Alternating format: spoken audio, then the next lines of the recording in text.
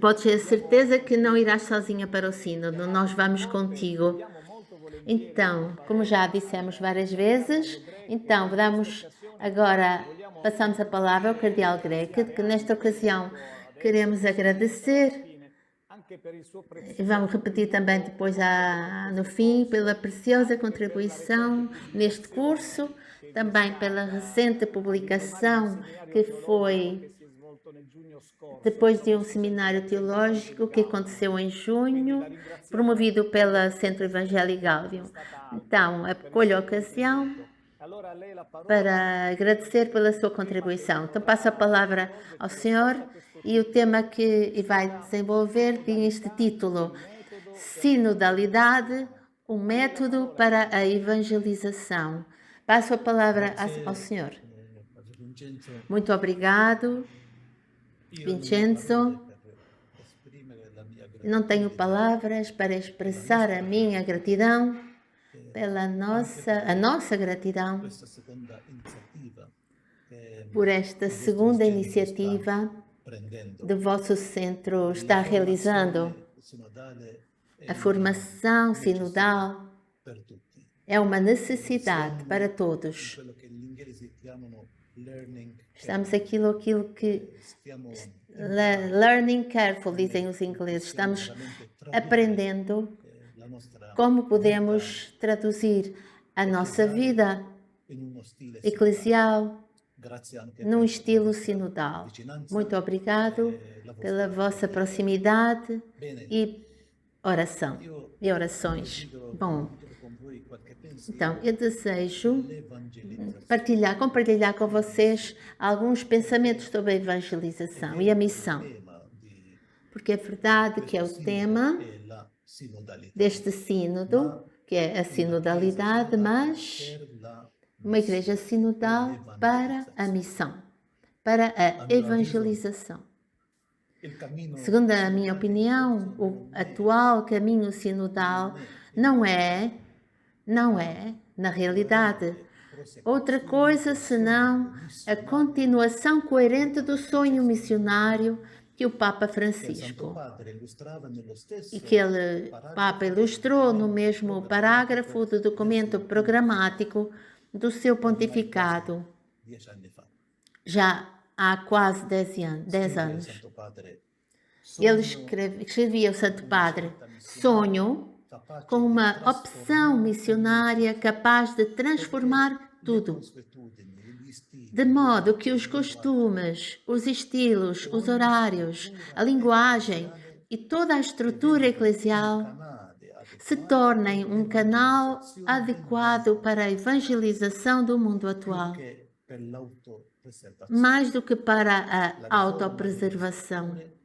A reforma das estruturas, que exige conversão pastoral, só pode ser entendida nesse sentido: fazer com que todas elas se tornem mais missionárias. Estas palavras, meus amigos, antecipam o projeto subjacente ao nosso caminho sinodal. Um projeto que diz respeito precisamente à transformação dos estilos e das estruturas eclesiais, em vista de uma ação pastoral mais aberta e extrovertida. A reforma sinodal e a reforma missionária da Igreja são a mesma coisa. A esperança, o desejo do atual sínodo é de uma igreja que, aprendendo em si mesma um estilo mais sinodal, ou seja, mais inclusivo e participativo, que seja uma igreja capaz de um testemunho mais credível e então de um compromisso missionário mais eficaz no mundo contemporâneo em rápida transformação. Aprofundar o vínculo entre sinodalidade e missão está certamente entre os principais objetivos deste sínodo. Um sínodo, como sabem, tem como título Por uma Igreja Sinodal. Participação, comunhão, participação e missão é o subtítulo. A palavra missão aparece em último lugar na lista, não porque seja a menos importante, mas pelo contrário, porque é aquela que, por assim dizer, pressiona, empurra para fora, ad extra, estimulando-nos a entender de que modo uma igreja mais sinodal é ao mesmo tempo uma igreja mais missionária. Segundo a minha opinião, o Sínodo, que é uma nova etapa na recepção do Concílio Vaticano II, está realizando um desenvolvimento tanto teológico quanto pastoral em torno da nossa concepção habitual de missão. Está retomando e ao mesmo tempo levando adiante a virada conciliar da qual a Constituição Lumen Gentium e, sobretudo, o Decreto Ad Gentes constituem a expressão mais sucedida, mais bem-sucedida. Esquematicamente, poderíamos resumir esse desenvolvimento em torno de algumas palavras-chave. Primeiro, inclusão, periferia. 2, inculturalidade, descentralização. E 3, participação, responsabilidade. Primeiro aspecto que o Sínodo está fazendo é a crescente consciência de que a Igreja, se quiser ser fiel à missão recebida de Cristo, deve se tornar cada vez mais capaz de inclusão radical, de pertencimento compartilhado e de hospitalidade profunda. A missão, em outras palavras, anda de mãos dadas com a inclusão. Isso é muito bem expresso pela imagem da tenda usada pelo documento continental, que também o padre Vincenzo falou, e também é reproposta em muitos dos documentos continentais. A tenda, de fato, tem a possibilidade de se expandir para acolher outros dentro dela, abrindo espaço para a sua diversidade. Muitas sínteses diocesanas, nacionais e continentais apontam, não sem alguma amargura, o problema de uma igreja percebida ainda mais pelos crentes do que pelos não crentes, como uma comunidade exclusiva e excludente. A igreja de portas fechadas, de costumes e pedágios a serem pagos. Embora essa visão não deva ser generalizada e exija uma interpretação que não seja apressada, não há dúvida de que ela está enraizada na experiência vivida por muitos que hoje se sentem fora da igreja, mesmo que sejam batizados, representando assim o primeiro campo da missão eclesial. É claro que a inclusão não deve implicar de forma nenhuma indiferentismo ou relativismo. Quem deve mudar não é o Evangelho, mas é o nosso modo de o anunciar. Claro que não pode cambiar o nosso modo de anunciá-lo se não mudar o nosso modo de o compreender. Isto é, se não começarmos a compreendê-lo,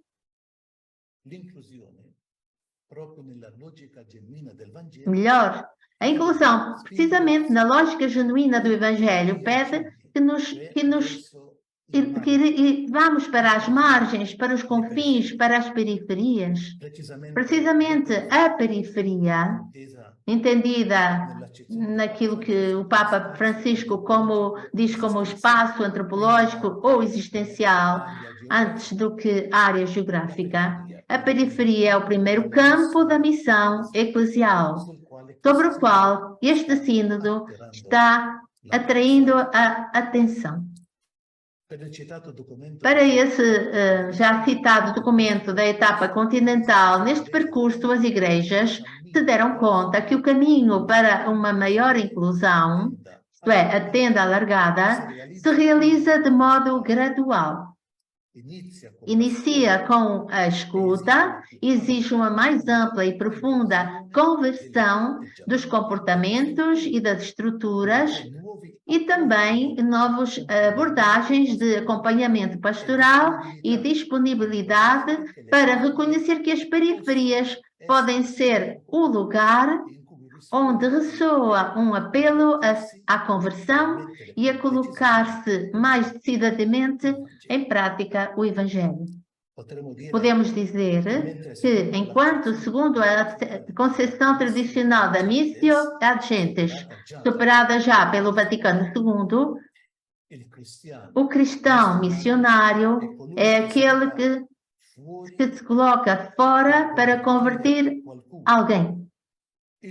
O novo conceito conciliar e sinodal implica que o missionário vá para fora para se deixar ele mesmo converter, ou ainda melhor, para promover um processo de recíproca conversão do olhar, da mente e da ação.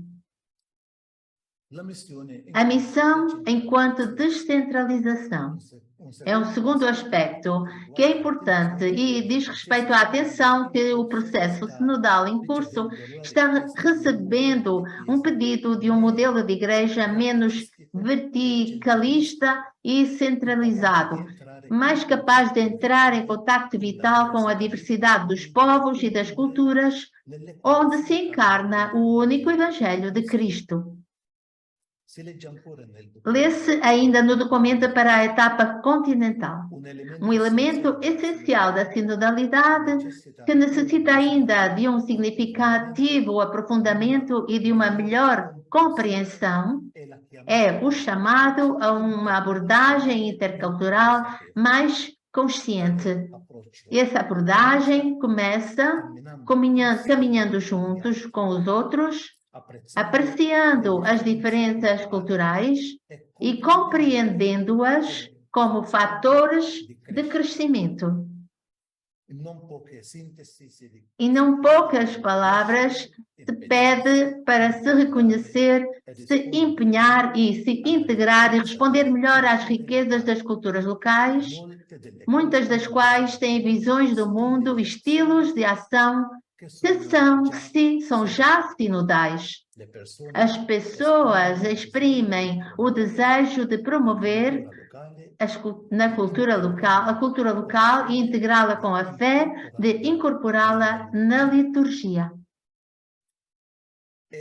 É exatamente para favorecer uma releitura do caminho sinodal atenta à pluralidade das culturas que foram celebradas nos meses passados as 7 Assembleias Continentais.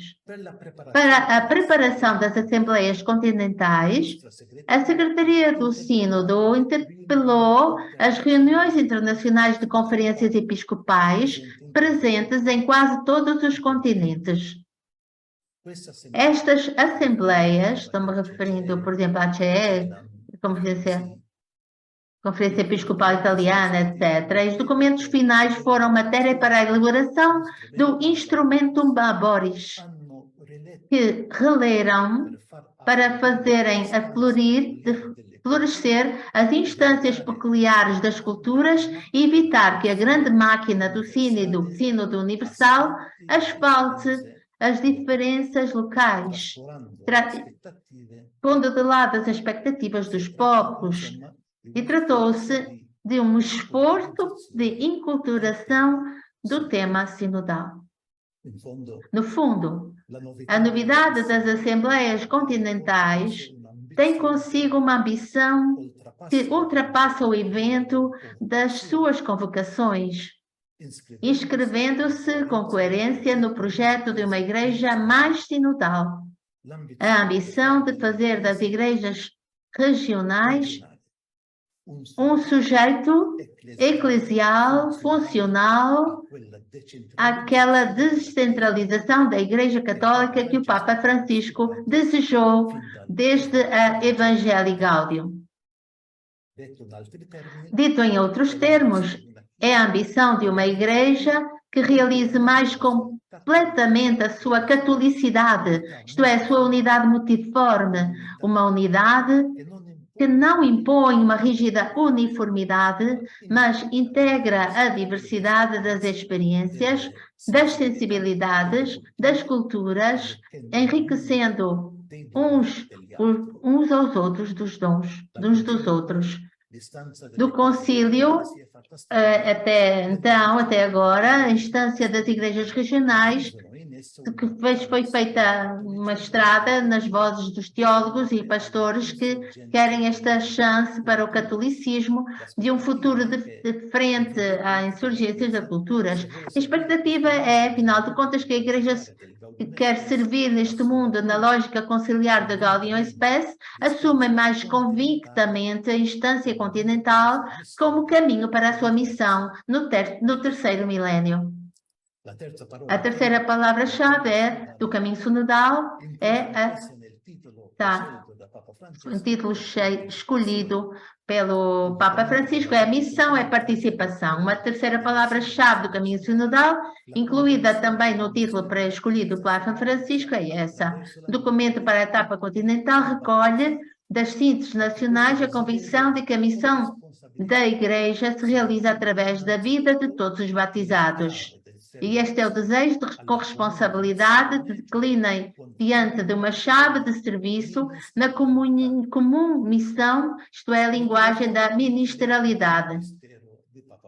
Encontramos aqui o eco do magistério do Papa Francisco, pelo qual, em virtude do batismo recebido, escreve o Papa Francisco, cada membro do povo de Deus se torna discípulo missionário. Cada batizado, qualquer que seja a sua função na Igreja,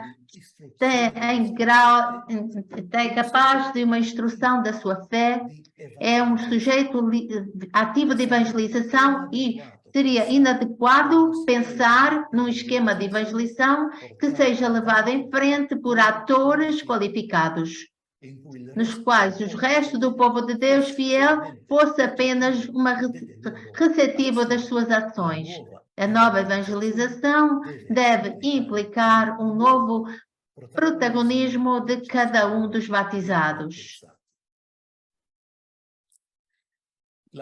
A crítica ao clericalismo que o Papa Francisco repetiu várias vezes e que encontrou no caminho sinodal uma vasta ressonância, não é o fruto de uma visão ideológica da realidade, fundado sobre uma espécie de igualitarismo filosófico e político, mas provém de uma ânsia missionária do pastor.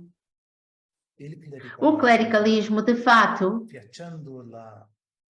fixando-se na potencialidade dos nossos leigos e em ordem à obra da evangelização, enfraquece a missão e torna a Igreja mais frágil diante do desafio da penetração do Evangelho no mundo de hoje.